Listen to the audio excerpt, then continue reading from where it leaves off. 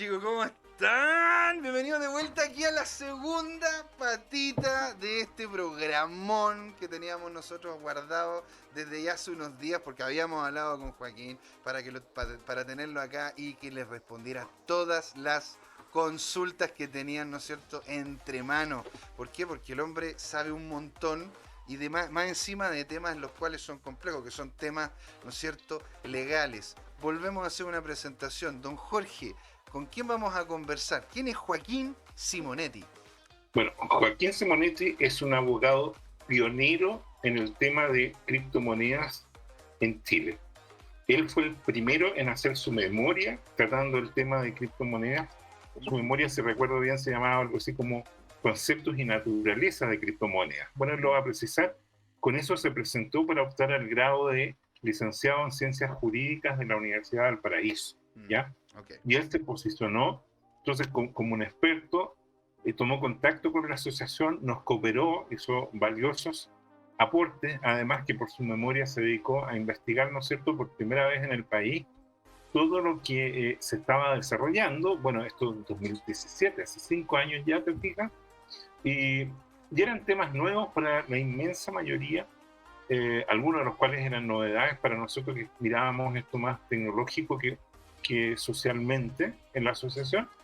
Y bueno, y después se dedicó, como ya describí en la introducción previa al corte, a operar como consultor, asesorando tanto a ministerios como a otras entidades, hasta que el año pasado ya ingresó al mundo laboral en una empresa que es especialista en criptomonedas, como es Buda, uno de los 3 exchanges chilenos que hay. Bueno, pero eso ya es incorrecto decir chileno, porque en realidad son empresas de acción latinoamericanas, ¿no?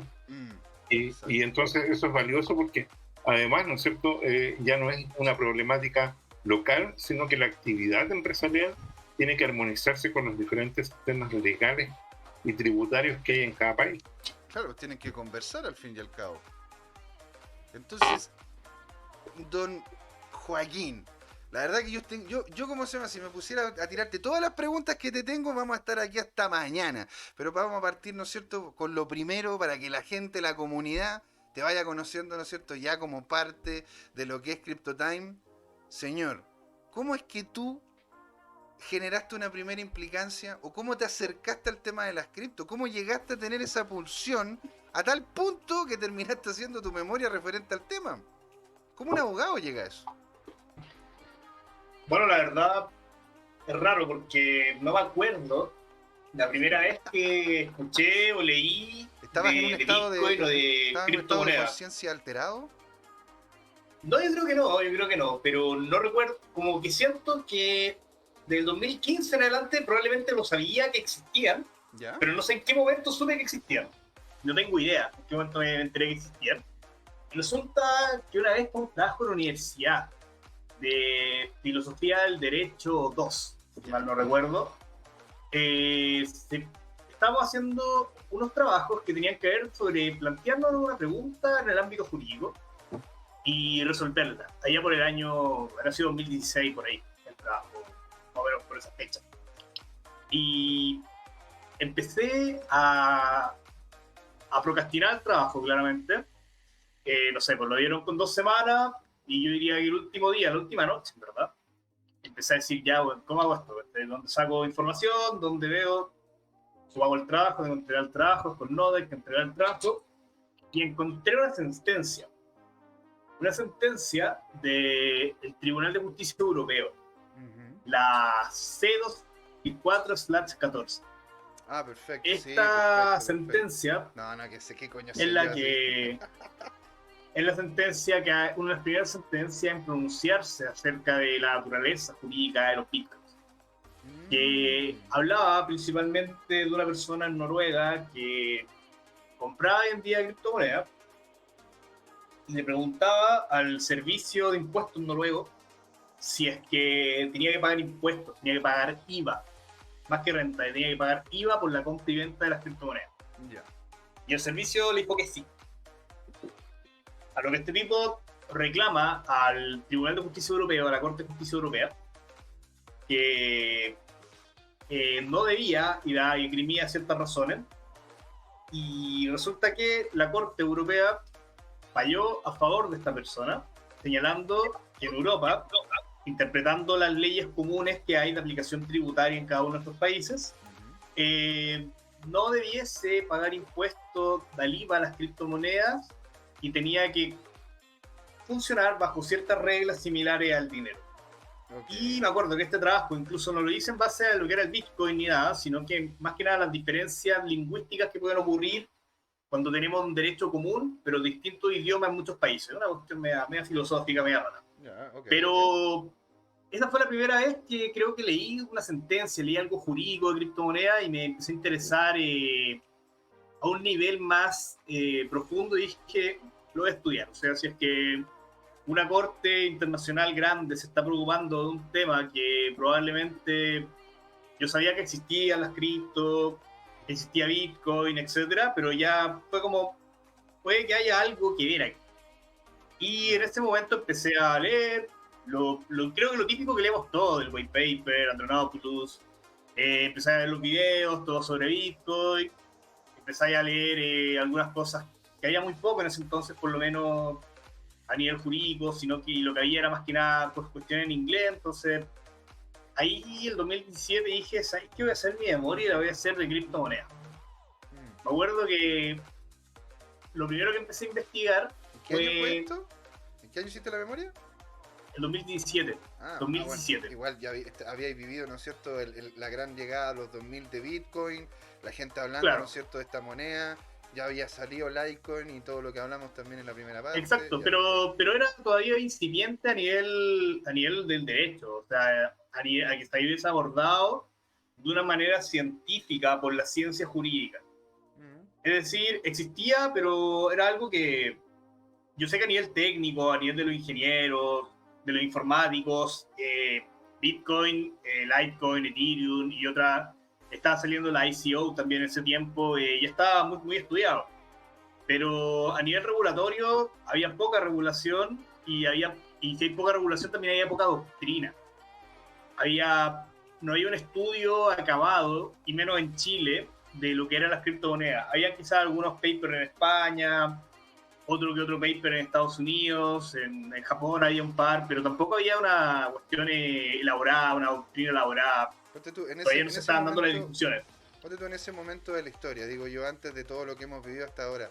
¿Qué es lo que se tomaba en las criptos? ¿Se tomaban como una moneda? Porque al final aquí en Latinoamérica se ha ido optando por verla más que como una moneda, ¿no es cierto? Excepto digamos, El Salvador, puede ser un caso aparte. Pero se ha visto de que aquí se está viendo esta moneda como casi como un activo fijo, como una propiedad, como algo que uno puede tener, ¿no es cierto? Y ver la posibilidad de gananciales a futuro. ¿Cómo se estaba viendo en ese momento y cómo es que has visto tú el cambio hasta ahora de lo que ha sido la percepción y el uso de las criptomonedas en el contexto legal? A ver, yo pienso que para el año 2017-2016 habrían dos teorías principales. ¿Ya? Que puede haber sido, por un lado, lo que señalan los gringos, que la veían como un commodity y había que aplicar las mismas reglas que los commodities. Y por otra parte, a nivel europeo se veía como un activo inmaterial, con una naturaleza más bien sui generis. O sea, no estaba muy bien definido, se aplicaban reglas similares a las que se aplican al dinero, pero no a nivel cambiario ni nada, sino a nivel de su naturaleza especialmente tributaria. Pero más que nada, y yo te diría que aún hoy por hoy, la naturaleza de Bitcoin sigue estando poco definida a nivel legal y regulatorio, y lo que vamos a tener más que nada son ciertos acercamientos con las autoridades tributarias, porque claro, si bien la doctrina y el Estado y las leyes se pueden demorar 1000 años en definir Bitcoin, el Servicio de Impuesto Interno, la unidad tributaria de cada país, lamentablemente tiene que cobrar impuestos, porque acá se generan mercados, se generan ganancias, y por ende siempre van a ser los primeros en definirla. Siempre son los primeros que se van a aproximar ahí. Son los que cortan el queque, o sea, en realidad claramente ahí son los que terminan mandando. Entonces, tú creaste, ¿no es cierto?, esta memoria vinculada con el tema de las criptomonedas. ¿Y cómo viste tú que te respondía la gente que decía, oye, pero ¿por qué querías hacer una memoria sobre criptomonedas? ¿Realmente le veis futuro? ¿Para dónde va el tema? Bueno, yo diría que al principio todos me agarraron un poco al huevo, así que...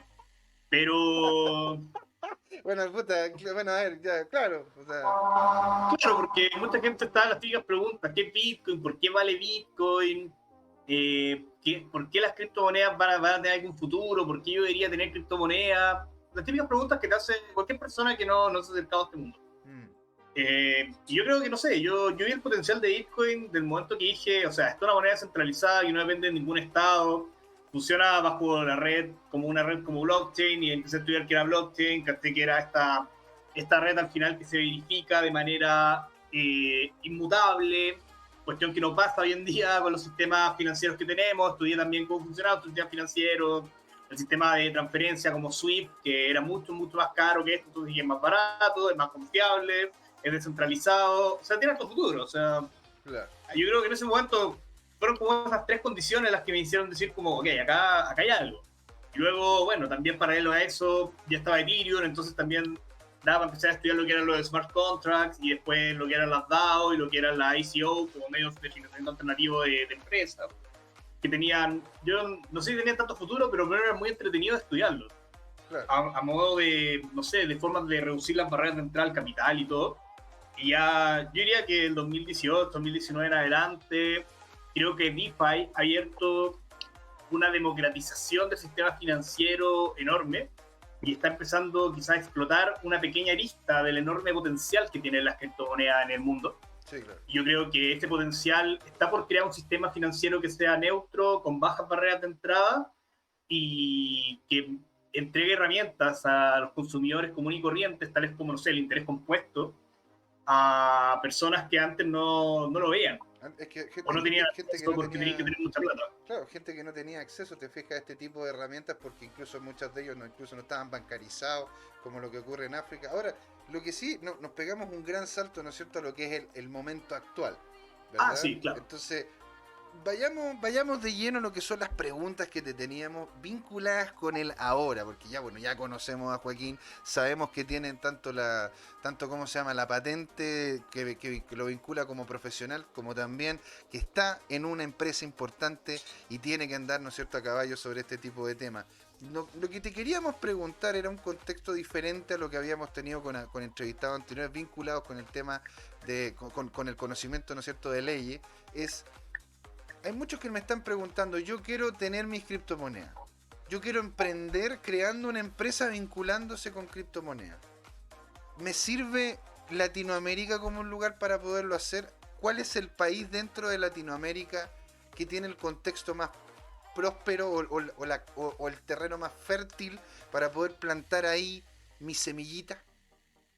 A ver, lo primero que voy a decir es que yo creo que si estás en un país de Latinoamérica, creo que te va a servir emprender en el país en el que estés, sean cuales sean las condiciones, mientras no te prohíban Bitcoin. Porque obviamente irte a otro país todo sería medio raro si vaya a crear un emprendimiento, no sé, me parece extraño desde ese punto de vista. Okay. Por otra parte, yo creo que hay que ver cuáles son las proyecciones que tiene cada jurisdicción en base a los niveles de adopción que tengan las criptomonedas en ese entonces, al tipo de competencia que haya, y al fin y al cabo a la penetración del público. ¿Y por qué quiero decir esto? Porque yo diría que en Latinoamérica, como base, no es ilegal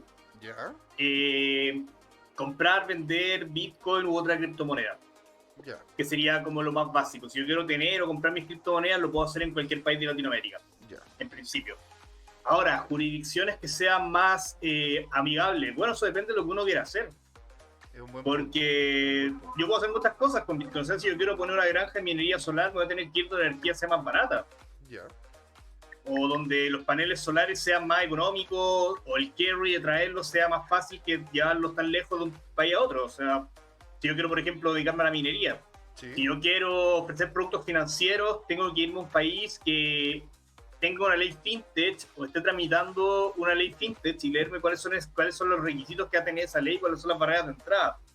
O quizás puede ser que no, puede ser que me quiera ofrecer productos financieros en un país que no tenga ley fintech e irme a la mala y yo provocar que se termine legislando acerca de un tema como por ejemplo ese.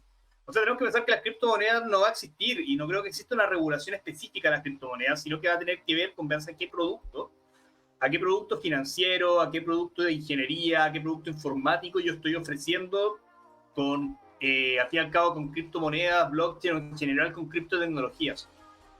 Entonces yo creo que más allá de pensar de manera global en la jurisdicción a la que yo quiero entrar, yo lo que tengo que ver y lo que tengo que examinar son tanto la penetración que haya en ese país, como también, o sea, la nivel de adopción que haya a las distintas criptotecnologías en el país, como también las condiciones específicas para el determinado producto o servicio que yo quiero desarrollar y vender.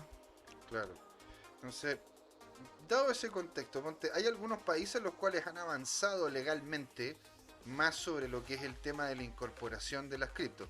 O sea, dejando de lado, ¿no es cierto?, el tema de El Salvador, que es un emblemático, que se está queriendo crear, ¿no es cierto?, todo el tema de la Bitcoin City, a lo que son los bordes del volcán, etcétera, etcétera.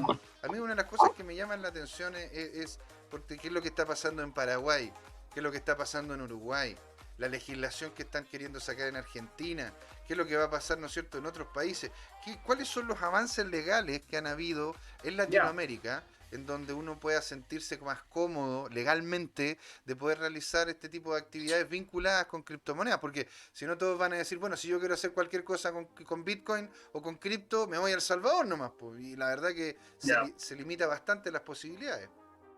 Yo en primer lugar diría que, podemos abordarlo más adelante, no me gusta cómo se llevó el proceso a cabo de la legalización de Bitcoin en El Salvador. Tengo bastante peros en la forma en que se llevó a cabo la ley Bitcoin. Interesante, sí, desarrollamos también ese tema, para saber, ¿no es cierto?, porque estamos nosotros acá sin mucho conocimiento del tema. Claro, más que nada tiene que ver con, a ver, yo creo que Bitcoin tiene que ser lo más democrático posible. Tiene que ser un producto de adopción masiva y tiene que ser un instrumento de liberación.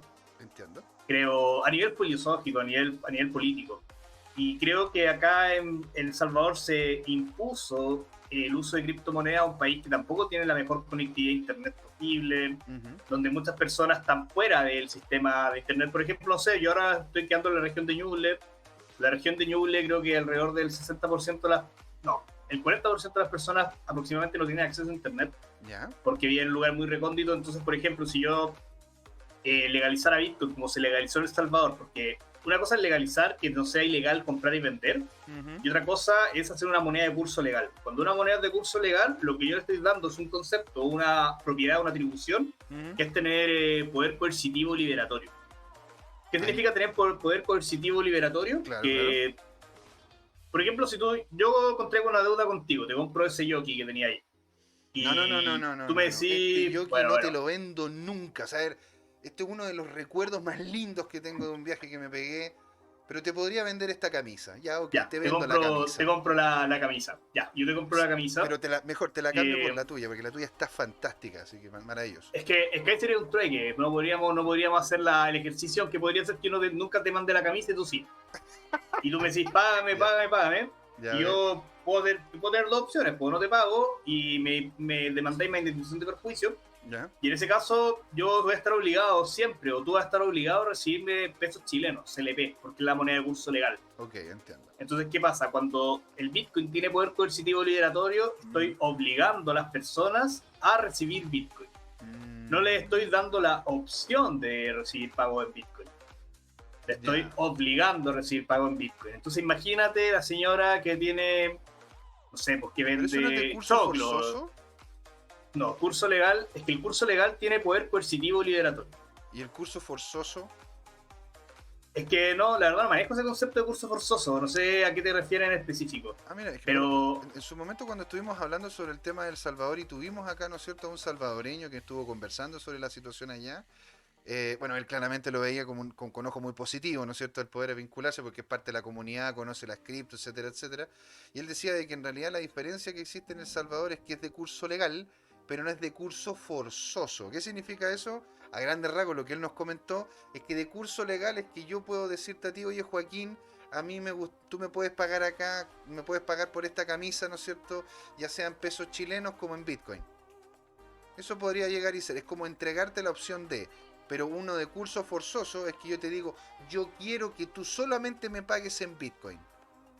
¿Existe ese concepto o fue algo que en realidad conversamos en ese momento y es algo que una de esas es de lo que es política, ¿cómo se llama?, monetaria centroamericana? O sea, yo diría que, a ver, el curso forzoso puede ser cuando se obliga a utilizar una moneda y no se permite utilizar otra divisa. Esa es la realidad del curso forzoso. Ok. ¿ok? Ya. Es por ejemplo que yo diga solo se puede ocupar el peso y no se puede ocupar dólares, euros o cualquier cosa en Chile cuando siempre se ha podido hacer. Ya. Eso es curso forzoso, ¿ok? Entiendo, perfecto. Es como algo más propio de un país totalitario, per se. Ah, ok. Pero el curso legal, lo que significa es que, a ver, existe una herramienta para que una persona te reciba un pago cuando no quiere recibirte el pago, se lleva el pago por consignación.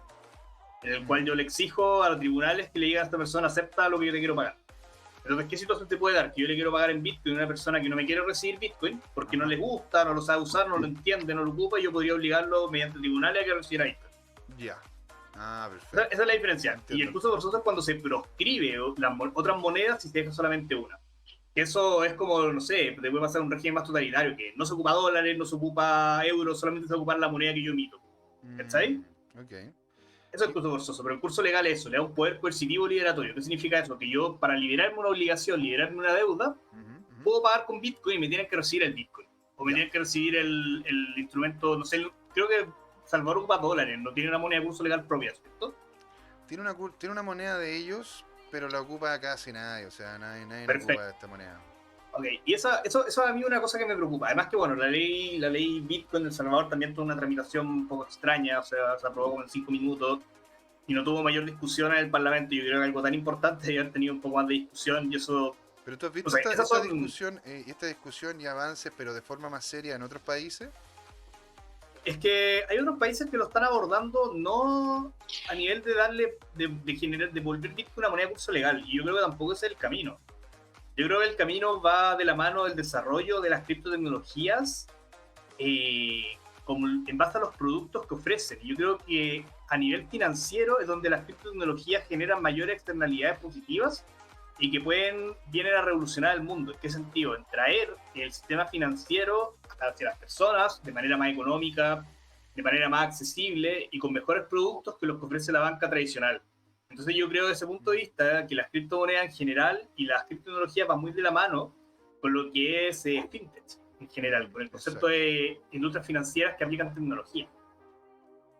¿Y cómo has visto tú, no es cierto, ese tipo de avance? Porque, bueno, acá en Chile, y donde estuvo implicado Buda y los exchanges más potentes, ¿no es cierto?, aquí, por lo menos de lo que es Chile, para poderlo llevar a un caso así puntual, duro, y después lo podemos extrapolar a el resto de los países. Aquí hubo una pelea muy grande. Una pelea grande en lo que fue el Tribunal de la Libre Competencia, ¿no es cierto?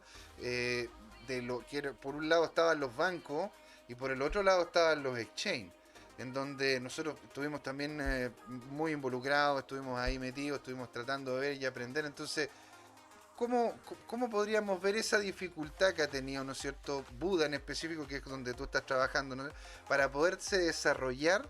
¿Y qué otras dificultades legales ha tenido que irse subsanando, incluso para poder seguir creciendo dentro de Latinoamérica? Porque eso podría ser también un buen entre comillas, caso de estudio para las personas que nos están escuchando y quieren saber más sobre el crecimiento de esta industria.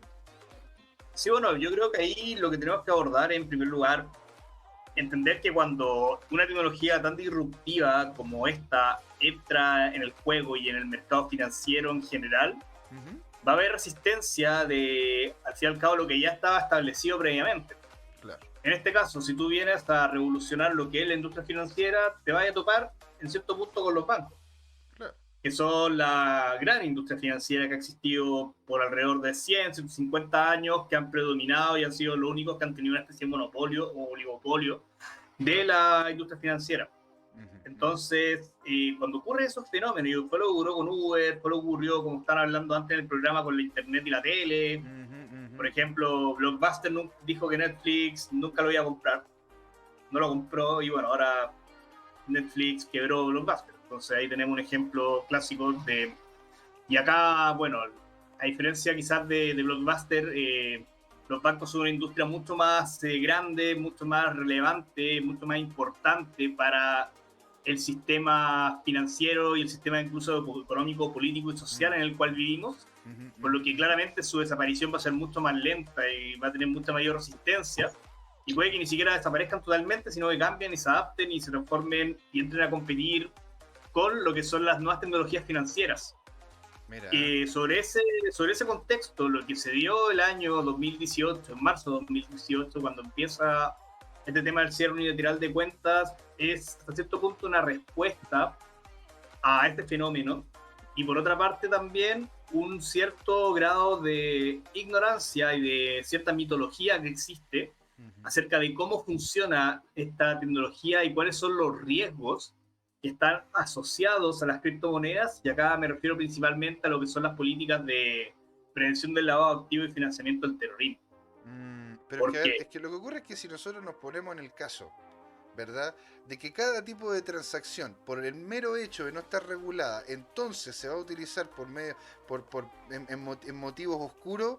A ver, antes de que existiera el Bitcoin, se hacían todas estas transacciones en las monedas tradicionales.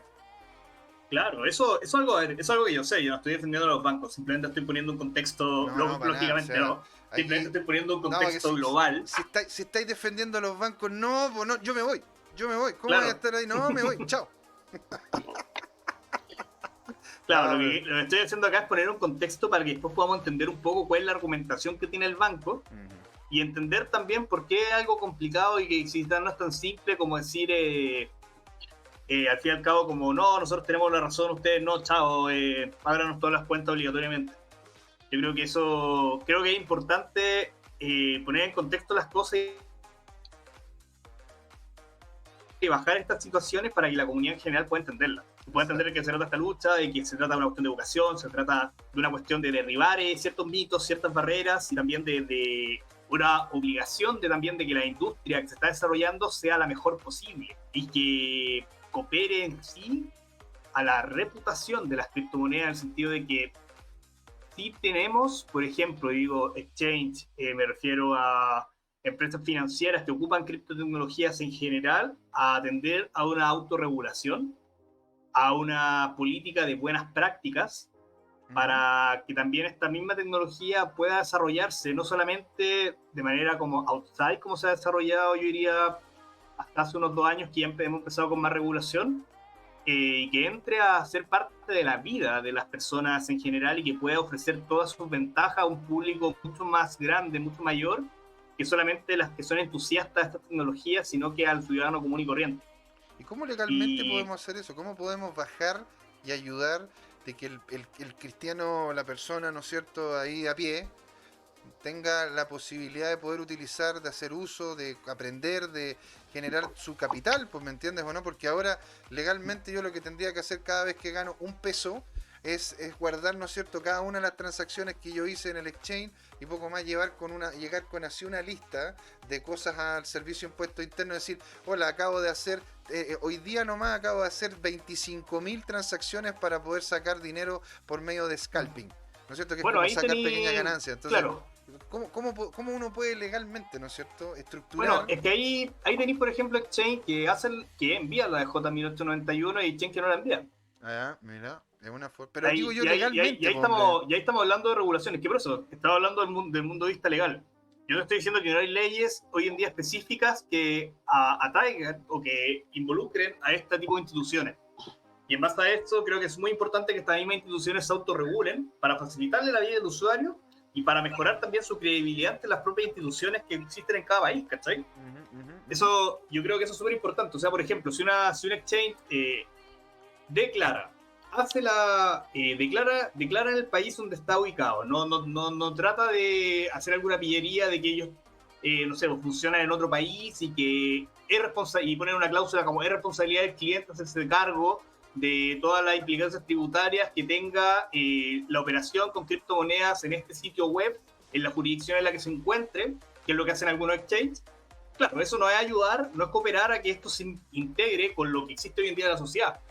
Mientras que si el exchange, por ejemplo, hace la de J1891 acá en Chile, que significa que le envía a impuesto interno todas las compras y ventas y todas las compras y todas las ventas de criptomonedas que les realiza la persona durante un año tributario, claro. Eso claramente le facilita a la persona pagar impuestos por las ganancias que percibe. Y hay que entender también que, lógico, yo creo que mucha gente se resiste a pagar impuestos con criptomonedas porque la mayoría de las personas que hoy en día han tenido ganancias con criptomonedas eran personas que pagaban el lugar complementario y pagaban impuestos de segunda categoría porque eran trabajadores. Y es primera vez en miles de años, voy a decir miles de años, que gente común y corriente tiene acceso a productos de capital, ¿cachai? Que les pueden dar alta rentabilidad con la facilidad que existe hoy en día. Entonces, ¿qué pasa? Creo que estamos teniendo, y mucha gente común y corriente está teniendo quizás responsabilidades que antes le correspondía al 1% de la población en Chile, ya no sé, pues por lo menos se está atendiendo al 20% de la población en Chile.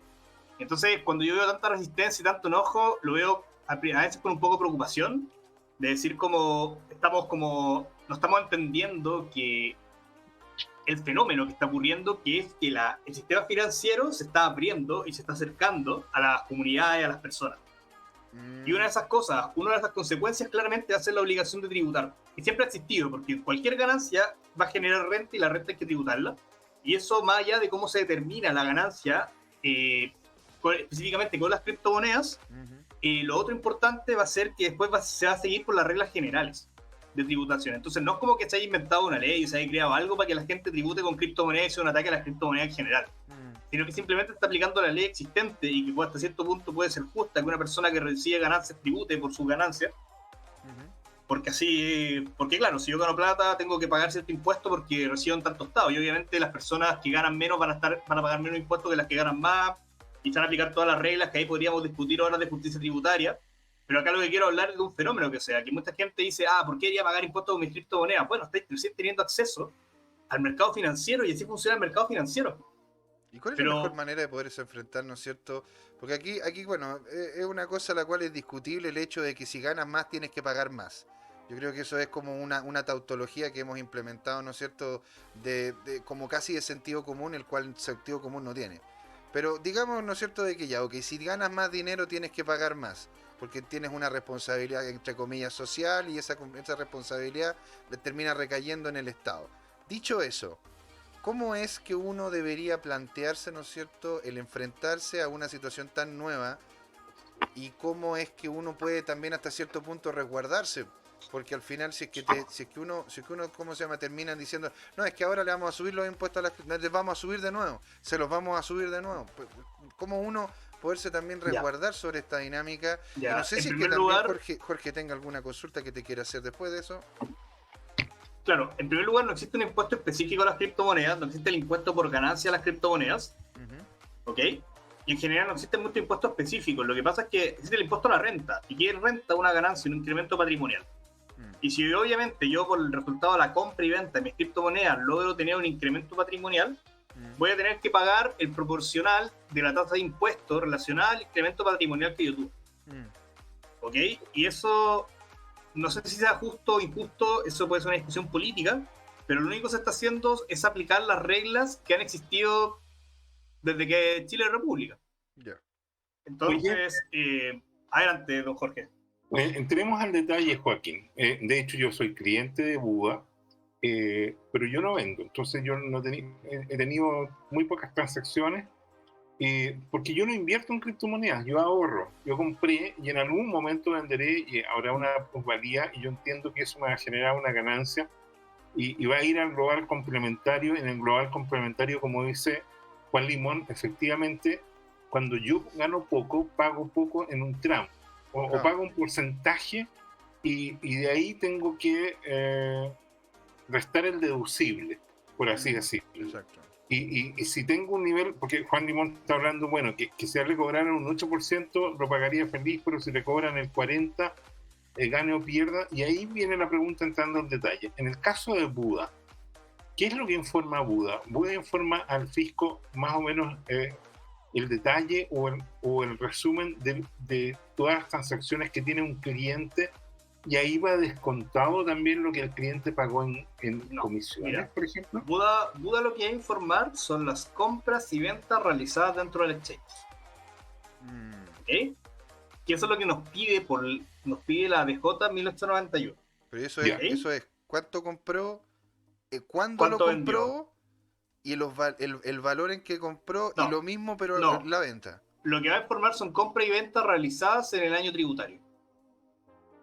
O sea, del 1 de enero al 31 de diciembre, tú vas a comprar 6 millones, vendiste 8 millones, y va a informar que José Gómez compró 6 millones y vendió 8 millones. Y luego, igual es la persona la que va a tener que hacer su declaración ante impuestos internos de declarar cuánto fue lo que efectivamente ganó, porque también, bueno, puede que haya comprado en otro exchange, haya comprado en Binance, que no informa nada, haya comprado en Y ahí verá la persona cómo se la arregla, o ya vendió con peer-to-peer, etc.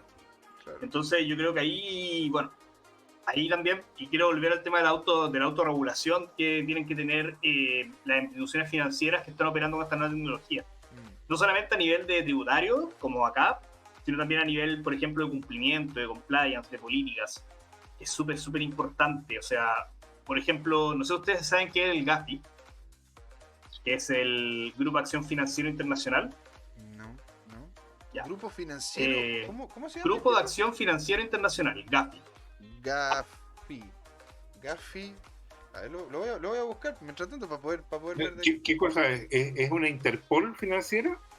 El GAFI se podría decir, una institución internacional que entrega directrices a los estados acerca de cuáles son las políticas públicas que tienen que adoptar a nivel de materias de prevención de lavado de activos y financiamiento del terrorismo.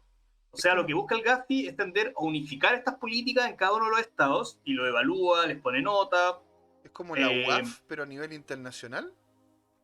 Se podría decir que sí, pero más que un ente fiscalizador, es como un ente que propone normativa. Ya, ¿Ok?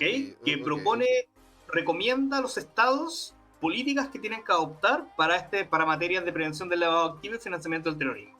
Y por eso te das cuenta que casi todos los países tienen sistemas más o menos similares. O sea, todos tienen una institución que es autónoma, que trabaja en esto. Existe en casi todos lados el reporte de operaciones sospechosas, el reporte de operaciones efectivo. Por algo los montos transados y los KYC son bastante similares. Esta es la institución que está como detrás de esto. ¿Ok?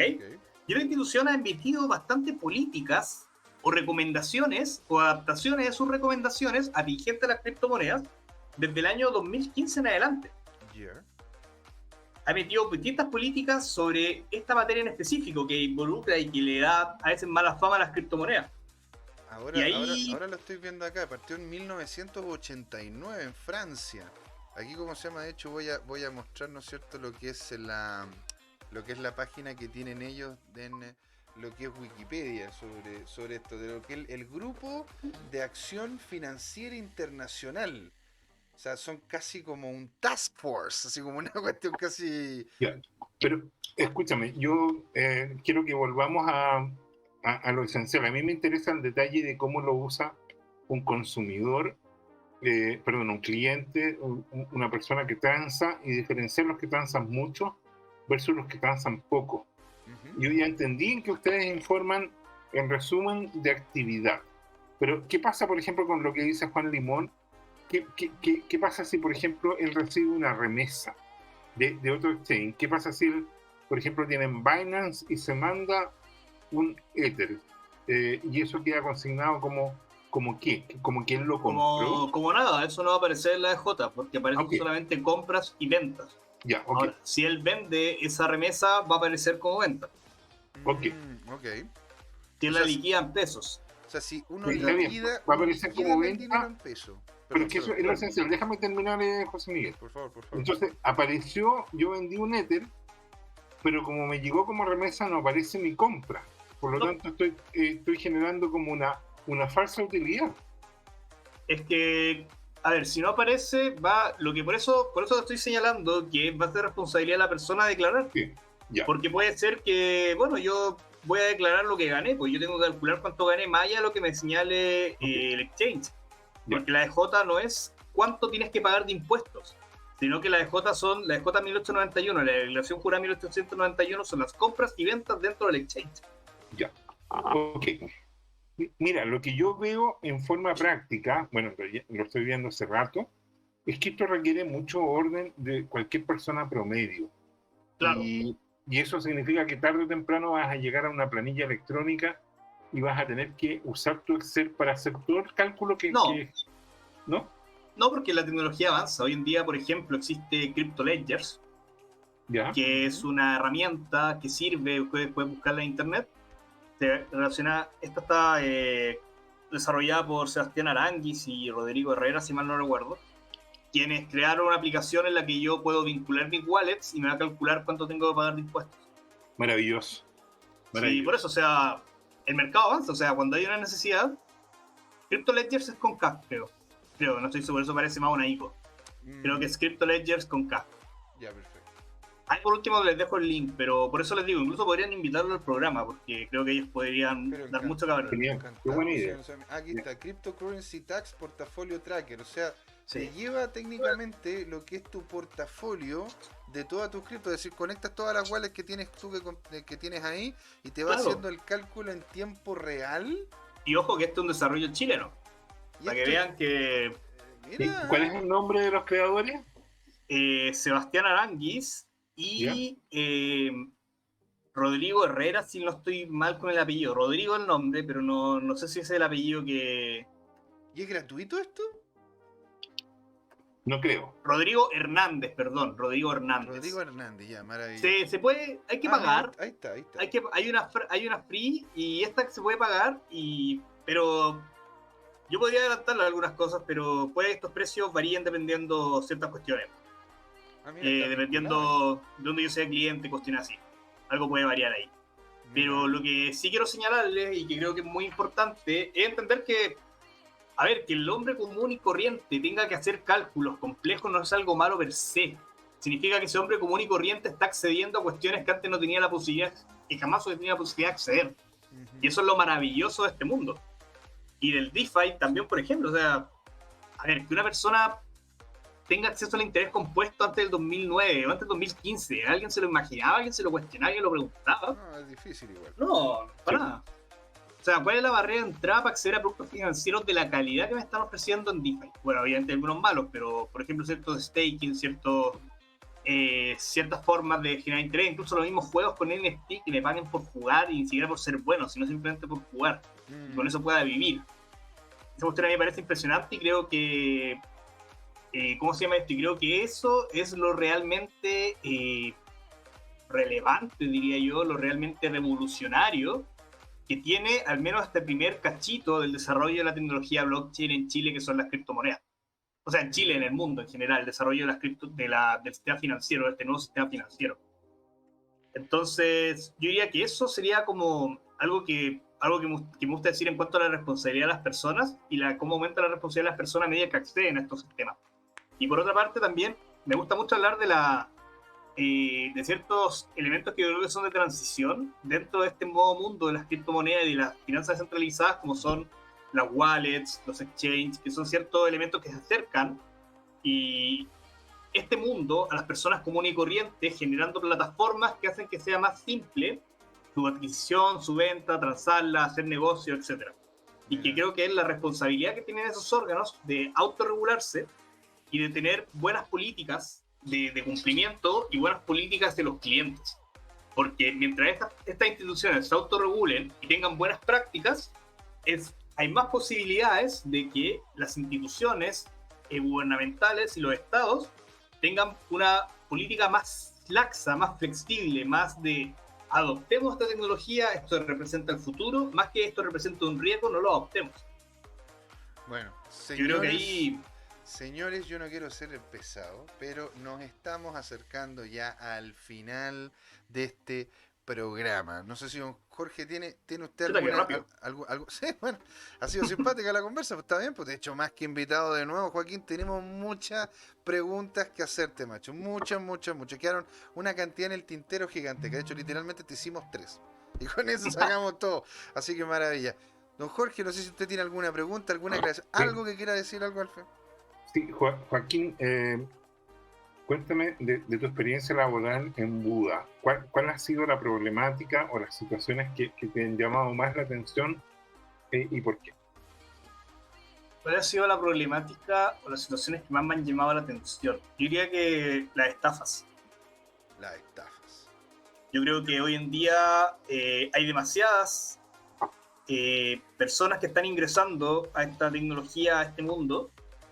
Yo creo muy producto del hype que hubo el 2021 y por ende hay mucha gente que se dedica a estafar personas por montos muy considerables, desde montos que antes del millón a los 200, 300 millones de pesos, y creo que ahí toda la comunidad, no solamente las instituciones que tienen a sus clientes que son estafados, que terminan simplemente ellos mismos de manera consciente, dando orden al exchange, por ejemplo, transfiérale la plata a esta persona, transfiere la criptomoneda a esta persona y la persona ocupa ese método para estafar y llevarse grandes cantidades de dinero, muchas veces los ahorros de una persona de toda su vida, lo cual a mí me entristece mucho, tengo que decirlo, y creo que ahí hay una responsabilidad de toda la comunidad, todos los actores que están involucrados, de educar, de prevenir y a veces tampoco de exaltar. A mí me molesta mucho cuando los traders señalan como, no, acá está sin millonarios, esto es la papa, aquí está lo mejor, cuando yo creo que las criptomonedas son un tremendo instrumento de ahorro y un tremendo instrumento a un nuevo mundo financiero, pero no significan volverse millonario de una noche, de un día para el otro. No significa que porque el de los que compraron en el 2009 ahora nadan en plata, tú lo vayas a hacer. Y creo que muchas veces, muchos, sin querer, a veces incluso cooperamos en ese hype que hace que las personas que a veces no tienen la misma educación, o son más viejas, o no entienden bien este mercado, caigan en estafas graves. Y eso para mí creo que es uno de los grandes problemas que hay hoy en día, porque hay personas que pueden perderlo todo. Y por eso creo que antes de entrar, y esto es una recomendación para cualquier persona que nos esté viendo, que no sea experto, no es experto en verdad, pero que no sea entendido al menos lo básico de este tema, que antes de meterse estudie, y mucho. Porque yo voy a decir algo, Bitcoin es complejo, las criptomonedas es un tema hasta este punto complejo y que vamos a tardar muchos años en entenderlo bien y poder llevarlo a la práctica de una manera más cotidiana. Es todo un proceso y ojalá que nadie sea estafado y que nadie pierda todo en ese proceso, al menos de una manera tan maliciosa. Mira qué bien, bonitas palabras para poder ir haciendo cierre de esta segunda patita que estuvo, pero un dulce, señores, un agrado conversar con ustedes. Ha sido muy, ¿cómo se llama? Muy instructivo lo que han comentado y las preguntas que hemos logrado sacar. Le vamos a agradecer a todos los que nos han hablado, al señor Juan Limón, ¿no es cierto? Nos ha hablado también Tomicro, nos habló también... mira, al parecer Coque Fisher no habló, pero borró el mensaje, no sé por qué lo borró, pero bueno. Hay muchos más que nos están hablando, tanto en otras redes sociales, en Twitter, en Instagram, nos están hablando en Facebook. También aquí tengo un chat de Facebook abierto que me están haciendo unas preguntas, pero no lo vamos a alcanzar porque ya estamos terminando. Esto, señores, se acaba. Pero primero, Joaquín, ¿dónde te podemos encontrar, no es cierto? Y unas últimas palabras para ya hacer el cierre. Bueno, la verdad, soy de esas pocas personas que me ocupan Twitter, así que supongo que me pueden agregar a LinkedIn, Joaquín.Simonetti o Joaquín Simonetti, me van a encontrar al tiro. Sale que trabajo en Buda, así que ahí me pueden agregar si quieren. ¿Ya? Y me pueden hacer alguna pregunta, como ustedes quieran. Y bueno, una última palabra, yo diría que invitar a la gente a estudiar, informarse sobre estos temas. Creo que en todos los campos del conocimiento, no solamente en la ingeniería, incluso yo vengo del derecho estudiando esto, y pueden haber cientos de campos, cientos de lugares donde cualquier tipo de profesional puede tener cabida en este nuevo mundo y en la misión que se tiene, que es revolucionar algo tan injusto como es hoy en día el sistema financiero, para acercarlo a las personas. Creo que es una tarea muy bonita y muy desafiante que requiere de mucha gente inteligente de todas las áreas del conocimiento.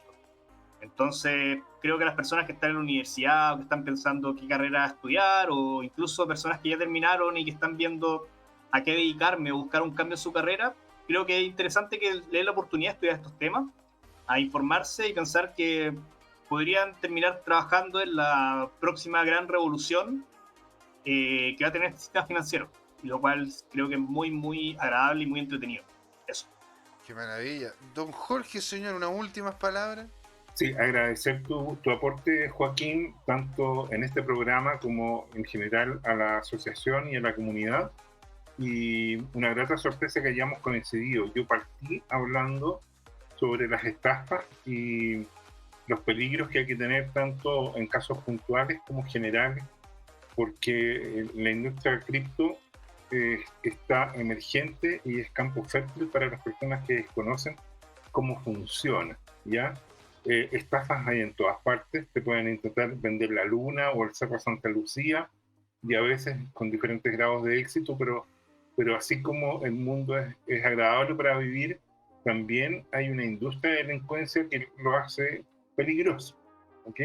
Tanto para el patrimonio de las personas como para su integridad física y mental. Y en ese escenario, nosotros con José Miguel cooperamos porque este es un espacio precisamente para educar, difundir buenas prácticas y, bueno, con diferentes énfasis y pasiones.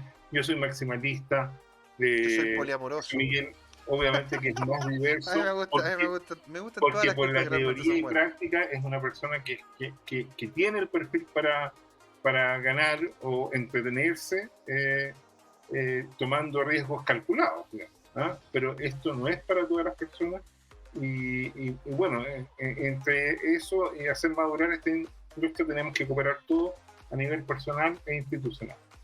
Maravilloso, señores. Yo aquí, José Miguel, dándole las gracias a ustedes dos, grandes mentores, ¿no es cierto?, de este mundo, de esta industria, diciendo adiós y dándole las gracias a todos los que nos vieron.